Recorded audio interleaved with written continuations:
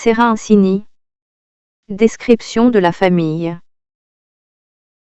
Les Fringillidés, fringilles dans le langage courant, sont des passereaux de taille petite à moyenne, 9 à 25 cm de longueur. Leur plumage est extrêmement variable et souvent haut en couleur. Leur bec court et conique est adapté à un régime granivore, mais non exclusif. Ils occupent des millis. Description. Identification. Le Serancini est le plus petit des fringilles européens. Il possède une grosse tête munie d'un bec épais, un corps assez compact et une queue plutôt courte. L'espèce est monotypique. Le mâle adulte se reconnaît au jaune vif de son plumage, surtout apparent à l'avant du corps, sur la tête et la poitrine. Le jaune du croupion n'apparaît vraiment qu'en vol. Le patron de tête est typique avec du jaune vif sur le front. Le tour de l'oreille et la gorge, l'arrière de la calotte, la nuque, les parotiques, les lores et les traits malaires étant plus ou moins sombres, d'un gris beige nuancé d'olive. Le petit bec obtus, rosé à brunâtre, accentue l'impression grosse tête. Souvent, le petit île sombre est souligné d'un croissant blanchâtre et l'espace mustacien réduit à une tache jaune. Le manteau et les scapulaires sont gris-beige, nettement striés en long de brun.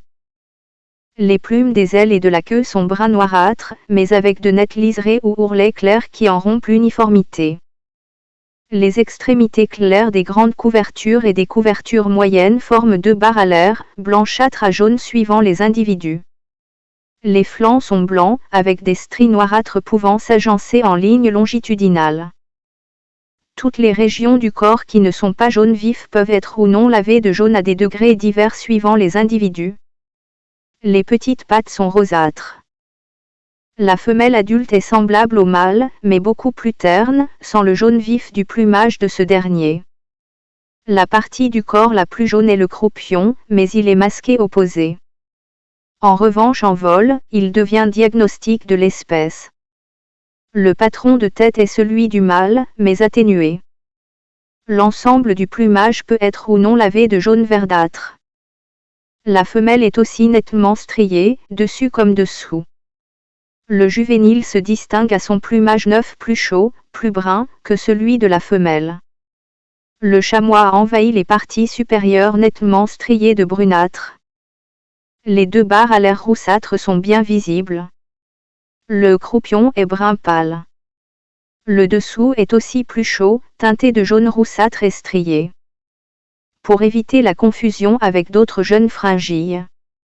Les jeunes linottes par exemple. Il faut bien regarder la morphologie du bec. Voix. Chant écrit.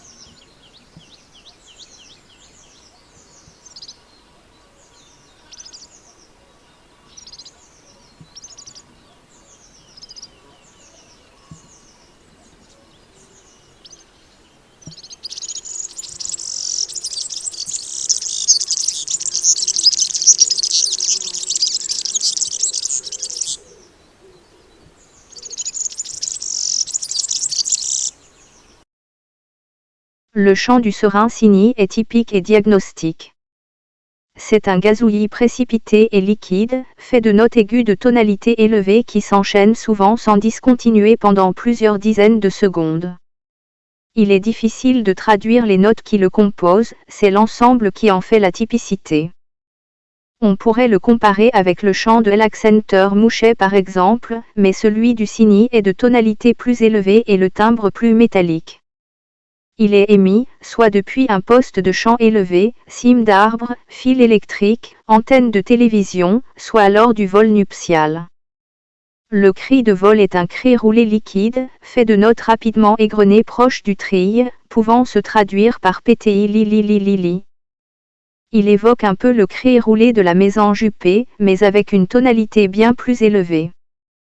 Le cri de contact est un tili ou tilili, qui sonne comme un petit grelot. On note également des SUI étirés et nasillards rappelant le cri du verdier. Le nom spécifique cygni fait probablement référence à sa voix.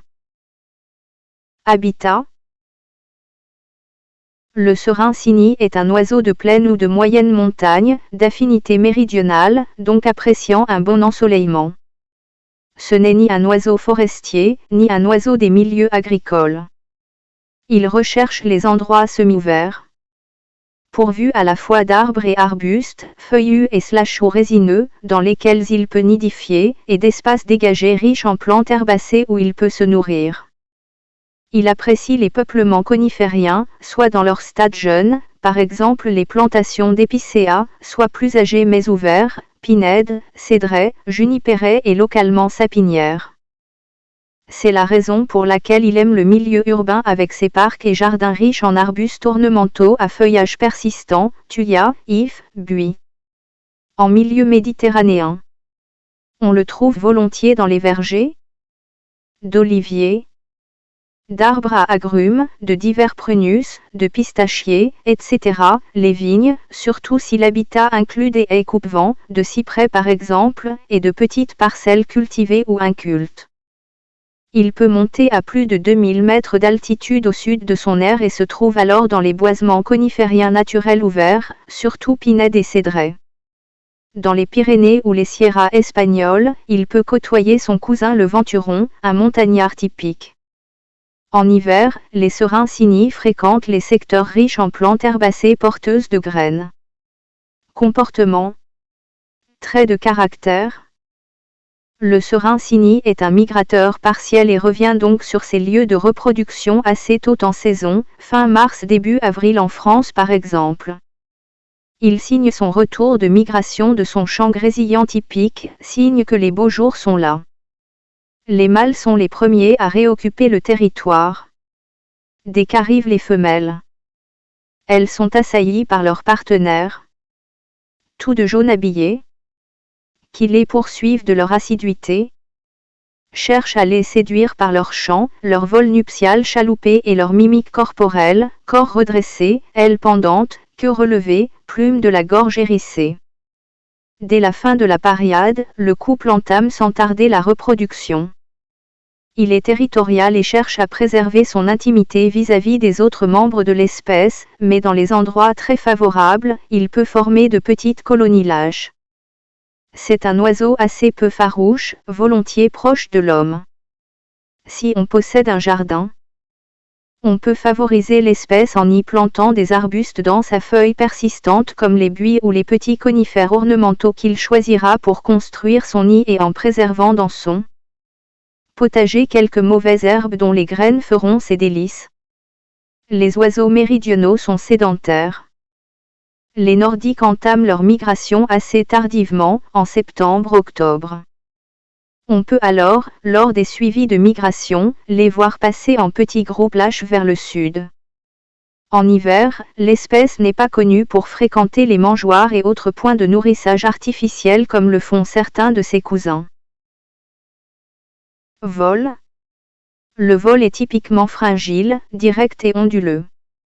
La petite taille, la silhouette compacte et les cris roulés sont alors de bons indices pour l'identification.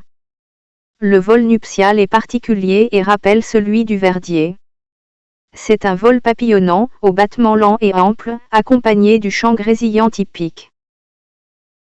Alimentation, mode et régime.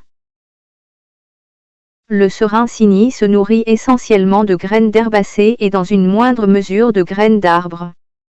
Au printemps, il se nourrit aussi de bourgeons et de petites fleurs. La part animale du régime, des invertébrés, est très minoritaire.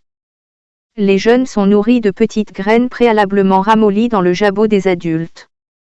Reproduction. Nidification. La saison de reproduction s'étale globalement de février à août, mais plutôt d'avril à juillet en Europe tempérée. La femelle construit seule le nid, le mâle ne fait que l'accompagner dans ses déplacements, comme chez la plupart des fringilles. Le nid est une petite coupe construite dans une fourche d'un arbre ou d'un arbuste au feuillage dense, feuillu ou mieux résineux. Elle est bien façonnée, compacte, faite d'éléments végétaux fins bien tressés, de mousse, et l'intérieur est tapissé de poils et de plumes. La ponte est de 3 ou 4 œufs blancs bleutés et légèrement tachetés de brun, couvés par la femelle seule pendant 12 à 13 jours. Les jeunes sont nourris au nid par les deux adultes pendant une quinzaine de jours, puis après l'envol pendant encore une dizaine de jours. On repère bien les nichées volantes aux petits cris insistants des jeunes poursuivant leurs parents en quémandant leur pitance. Ils sont nourris de petites graines tendres régurgitées du jabot des adultes. Une seconde ponte est classique dans le sud de l'aire. Distribution. L'aire de reproduction du serin cygni s'étend sur l'ouest du continent eurasiatique et le Maghreb jusqu'à l'Ukraine et la Turquie à l'est, dans les biomes tempérés et méditerranéens. Il est très continental au nord, délaissant les îles britanniques ainsi que la péninsule scandinave pour des raisons climatiques. En revanche, au sud, toutes les îles méditerranéennes sont occupées. L'espèce, migratrice partielle, hiverne dans la partie méridionale de l'aire de reproduction, l'aire d'hivernage débordant un peu vers le sud en Méditerranée orientale. On peut ainsi le trouver en hiver dans le nord de la Libye et de l'Égypte, vallée du Nil et Sinaï, ainsi qu'au Moyen-Orient où la nidification reste très ponctuelle. Menaces. Protection. Le serin cygni est une espèce commune, non menacée. Néanmoins, dans un pays comme la France, le déclin est avéré, comme pour de nombreuses autres espèces de passereaux et pour des raisons qu'on ne connaît pas bien. Le suivi stock, programme français initié par le Muséum de Paris, montre une baisse de 54% de la population française de serins depuis 1989, ce qui est énorme.